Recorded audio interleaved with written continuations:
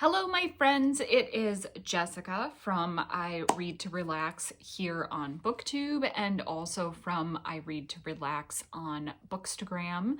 So welcome. This is week 2 in my series of books that I think would make great presents this season, whether it's for Christmas, birthday, whatever you may be celebrating in the next few months. I'm trying to not focus solely on my favorite types of books because I tend to read the same genres a lot. What I tried to highlight today were different types of books, and I'm going to try to do the same next week. Now, they are books that I've read and loved, so they do skew a little bit the same way, but they're not all the same.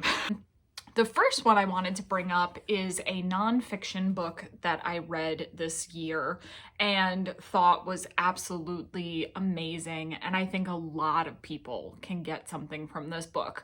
So it's called My Year with Eleanor, and it's by Noelle Hancock, and this book is a memoir, and it is actually a very quick read. You can see, like, I highlighted bits because I loved it so much.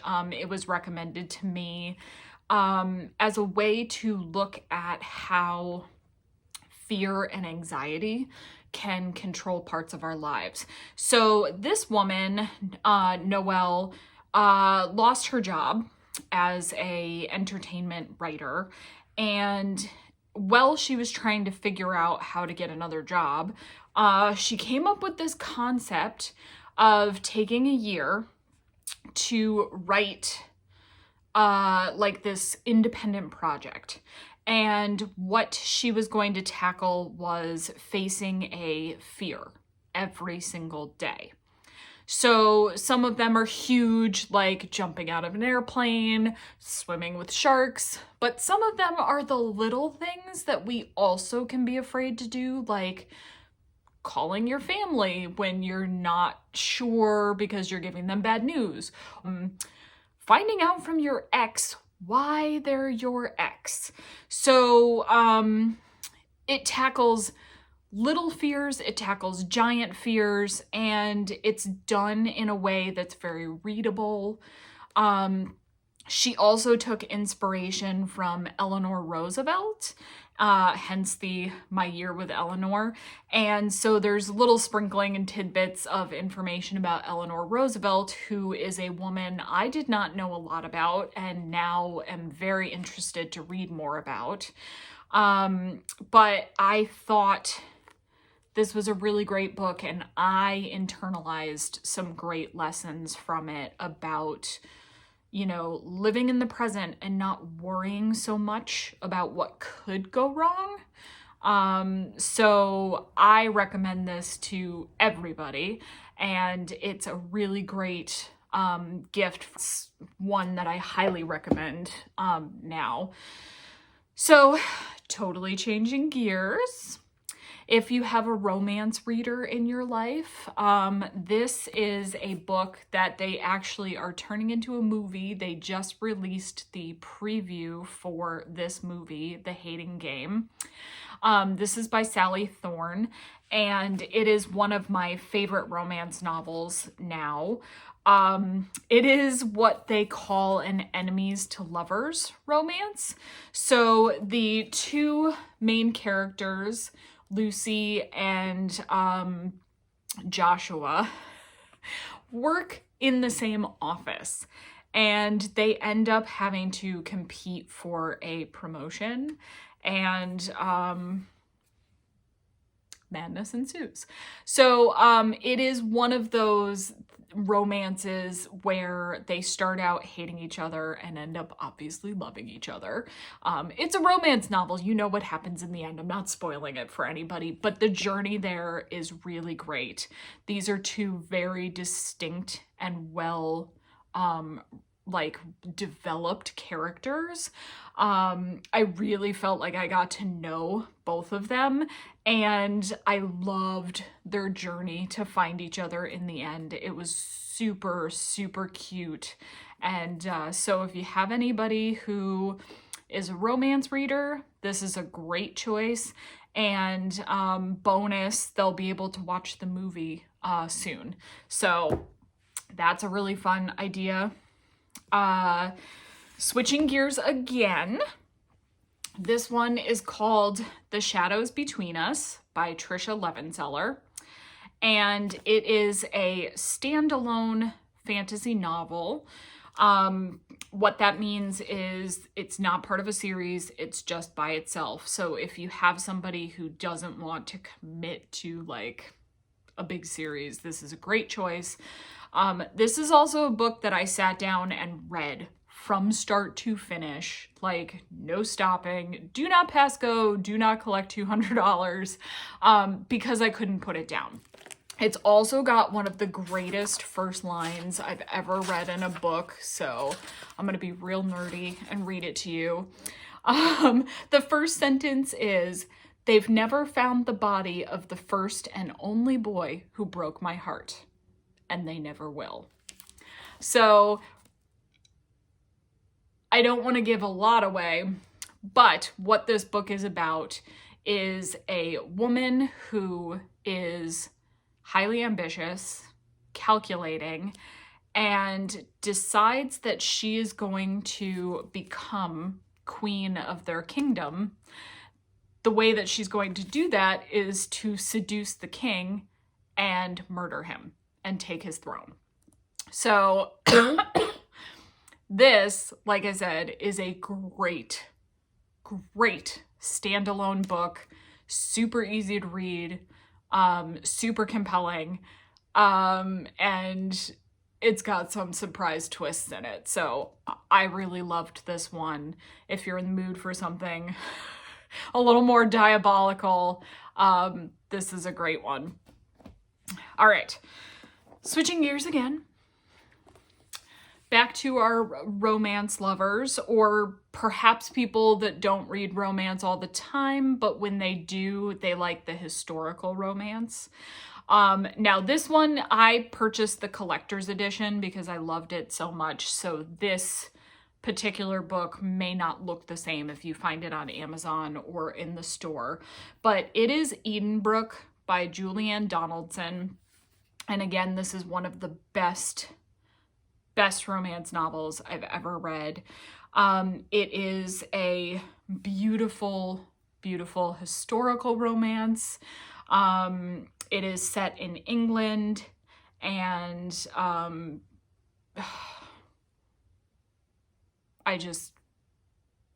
love this one so much.